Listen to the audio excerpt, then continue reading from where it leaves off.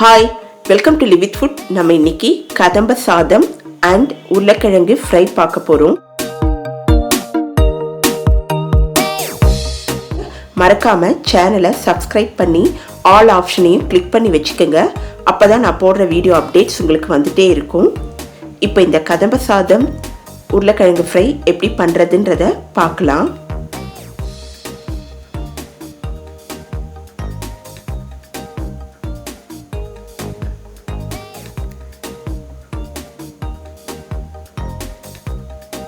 ரொம்ப டேஸ்டான இந்த சாதம் பண்ணுறதுக்கு முதல்ல நான் புழுங்கலரிசி எடுத்திருக்கேன்.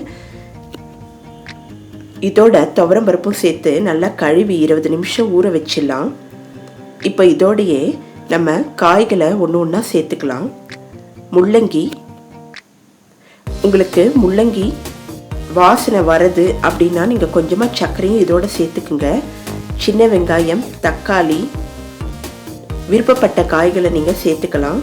இதோட வெண்டைக்காய், கத்திரிக்காய் சேர்த்துக்கிறேன். இப்போ புளியை நம்ம ஊற வச்சிருக்கோம். இப்போ இந்த காய்களோட நம்ம தேவையான அளவு தண்ணீர் விட்டு வேக வச்சிடலாம்.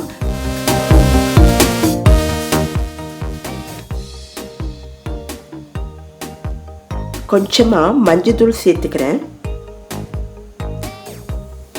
இப்போ நம்ம இங்கே முருங்கைக்காயும் எடுத்துருக்கோம்.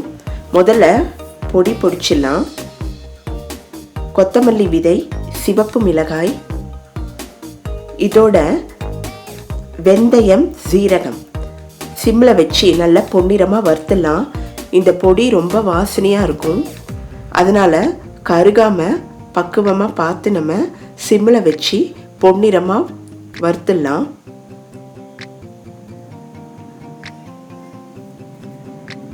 இப்போ இதோட கருவேப்பிலை சேர்த்துக்கலாம். நல்லா வாசனையாக இருக்கும் பொடிக்கும்போது. கருவேப்பிலை இந்த சூட்லேயே நல்லா வதங்கிடும்.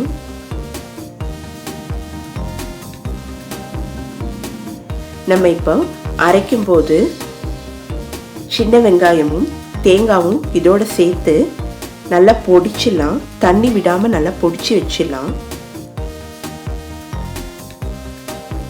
தேங்காய் கொஞ்சமாக சேர்த்துட்டா போதும். ஒரு திக்னஸ்க்காக இங்கே நான் தேங்காய் சேர்த்துருக்கேன். இதை நல்லா தண்ணீர் விடாமல் பொடிச்சிடலாம். இப்போ நான் இதே கடாயில் கொஞ்சமாக எண்ணெய் விட்டுக்கிறேன். இதில் நான் வெண்டைக்காய், கத்திரிக்காய் ரெண்டுத்தையும் நல்லா வதக்கிடுறேன். பச்சையாக போடக்கூடாது. அதனால் முதல்ல கத்திரிக்காவை நம்ம எண்ணெயில் நல்லா வதக்கிடலாம். இந்த கத்திரிக்காயும் வெண்டைக்காயும் நல்லா வதக்கி நம்ம இந்த சாதத்தில் சேர்க்கும்போது டேஸ்ட் ரொம்ப அருமையாக இருக்கும். உங்களுக்கு விருப்பப்பட்ட காய்களை எடுத்துக்குங்க.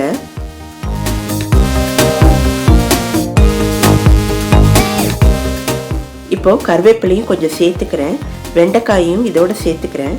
அதையும் சேர்த்து கொஞ்சமாக உப்பு போட்டு நம்ம நல்லா வதக்கிடலாம்.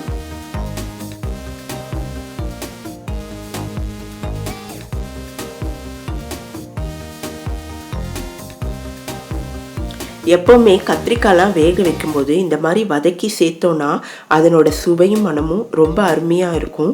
அதுவும் இந்த கதம்ப சாதத்தில் கத்திரிக்காய் மனம் ரொம்ப நல்லா இருக்கும். அதனால் நம்ம இங்கே வதக்கி சேர்த்துருக்கோம். இப்போ நம்ம குக்கரில் இந்த வதக்கி வைத்த காய்களை சேர்த்துக்கலாம். இப்போ நம்ம இதை 5 இல்லைன்னா 4 விசில் வேக வச்சு எடுத்துடலாம். நல்லா மிக்ஸ் பண்ணிட்டு இதை வேக வச்சிடலாம். இப்போ ஒரு கடாயில் புளியை நல்லா கரைச்சி விட்டுருக்கேன். இப்போ இதில் கட் பண்ணிய முருங்கைக்காயை சேர்த்துக்கிறேன். முருங்கைக்காய் எப்போவுமே புளியில் வேக வச்சு சேர்த்தோன்னா முருங்கைக்காய் ரொம்ப டேஸ்டாக இருக்கும்.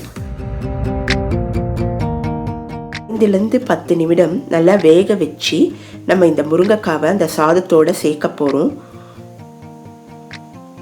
இப்போ இதோட மஞ்சத்தூள் கொஞ்சம் சேர்த்துக்கலாம். நல்லா மூடி போட்டு இதை வேக வச்சிடலாம். நிமிஷத்தில் வெந்துடும். இந்த காய் வெந்த உடனே இதை நம்ம தனியாக எடுத்து வச்சிடலாம். புளியும் இந்த காயோடு சேர்ந்து நல்லா பச்சை வாசனையெல்லாம் போய் நல்லா வத்தி இருக்கும். நமக்கு இந்த கதம்ப சாதம் ஒரு நல்ல ஒரு சுவையை கொடுக்கும். நம்ம வீட்டில் காய்கள் இருக்கும்போது தான் இதை செய்யணும்னு அவசியம் இல்லை. என்ன காய் உங்களுக்கு கிடைக்குதோ அந்த காய்களை வைத்து நீங்கள் இந்த கதம்ப சாதம் பண்ணிக்கலாம்.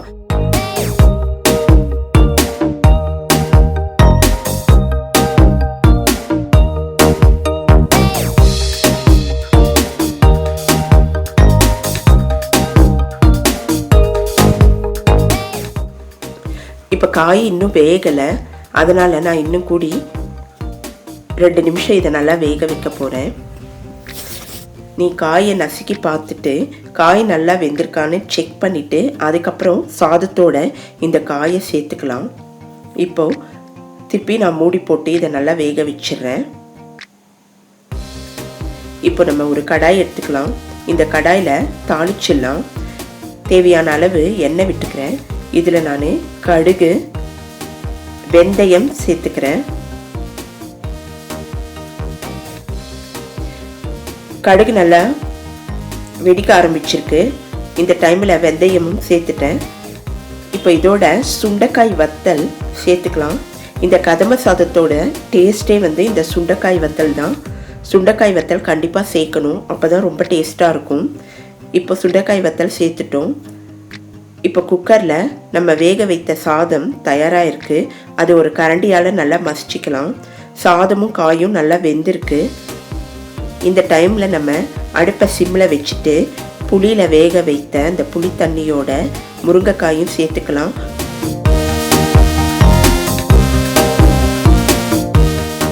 முருங்கைக்காய் உடையாமல் நம்ம மிக்ஸ் பண்ணிக்கலாம்.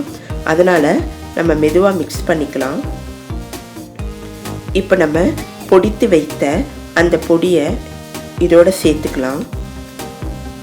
தண்ணீர் விடாமல் அரைச்சிருக்கேன், அதனால் இந்த பொடியை சேர்த்துக்கலாம். ரொம்ப டேஸ்ட்டாக இருக்கும் இந்த கதம்ப சாதம். நீங்கள் கண்டிப்பாக ட்ரை பண்ணி பாருங்கள். இந்த சண்டே லாக்டவுனில் உங்களுக்கு என்ன காய் இருக்கோ அந்த காயை வைத்து நீங்கள் ட்ரை பண்ணி பாருங்கள். ரொம்ப அற்புதமாக இருக்கும். வேலையும் நமக்கு எளிதில் முடிஞ்சிடும்.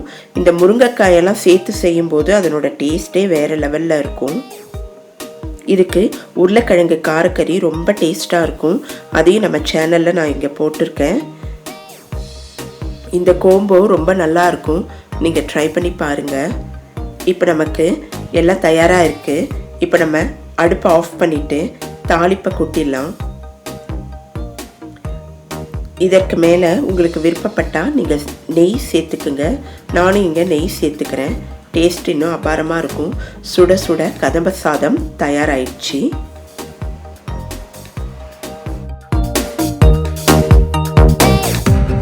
இப்போது கதம்ப சாதத்துக்கு தொட்டுக்கொள்ள பொட்டேட்டோ ஃப்ரை எப்படி பண்ணுறதுன்றதை பார்க்கலாம். ரொம்ப டேஸ்டான பொட்டேட்டோ ஃப்ரை.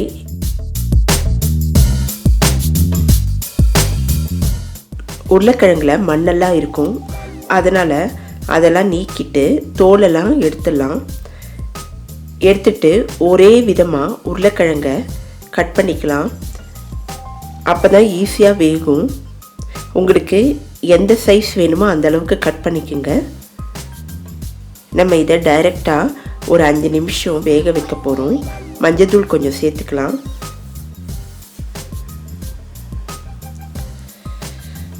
மூடி போட்டு 5 நிமிஷம் வேக வச்சா போதும். ரொம்ப மசிய வேக வைக்க வேண்டாம்.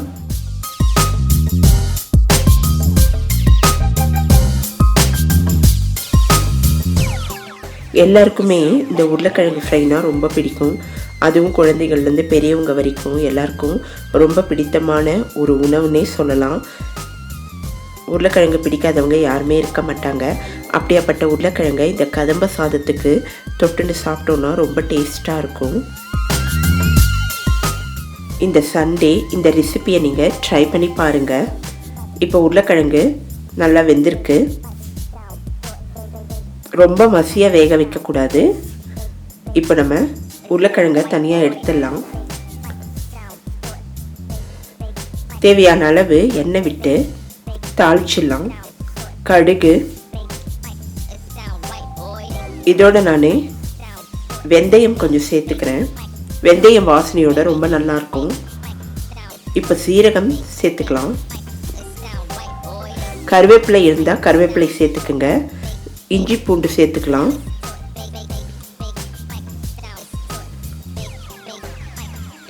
இஞ்சி பூண்டு நல்லா வதங்கட்டும். ஒரு 2லேருந்து 3 நிமிஷம் வதக்கிடுங்க. கட் பண்ணி வைத்த வெங்காயத்தை சேர்த்துக்கலாம். உங்களுக்கு வெங்காயம் இங்கே விருப்பம் இல்லைன்னா நீங்கள் சேர்க்க வேண்டாம். வெங்காயம் சேர்த்தா கொஞ்சம் டேஸ்ட் இன்னும் நல்லாயிருக்கும்.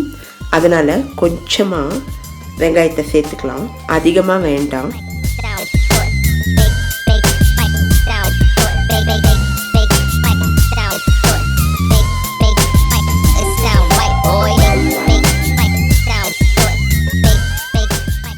இப்போ நம்ம உப்பு தேவையான அளவு சேர்த்துக்கலாம்.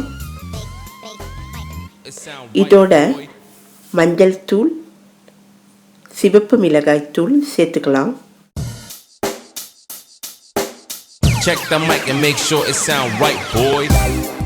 நான் கலருக்காக கொஞ்சமாக காஷ்மீரி சில்லி சேர்த்துருக்கேன். இப்போ நம்ம வேக வைத்த உருளைக்கிழங்கை இதோடு சேர்த்துட்டு அடுப்பை சிம்மில் வச்சிடலாம். உருளைக்கிழங்கு நல்லா ஃப்ரை ஆகும். இப்போ இதோட நான் கொத்தமல்லி இலைகளை சேர்த்துட்றேன். நான்ஸ்டிக் பேன் இருந்தால் அதில் இந்த உருளைக்கிழங்கு ஃப்ரை பண்ணால் ரொம்ப நல்லாயிருக்கும்.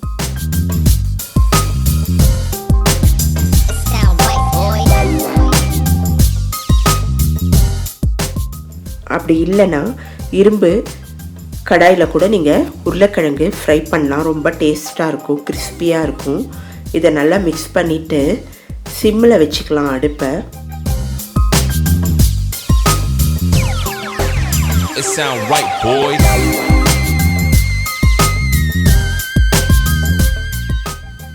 நல்ல டேஸ்டான உருளைக்கிழங்கு ஃப்ரை நமக்கு கொஞ்ச நேரத்தில் தயாராக போகுது.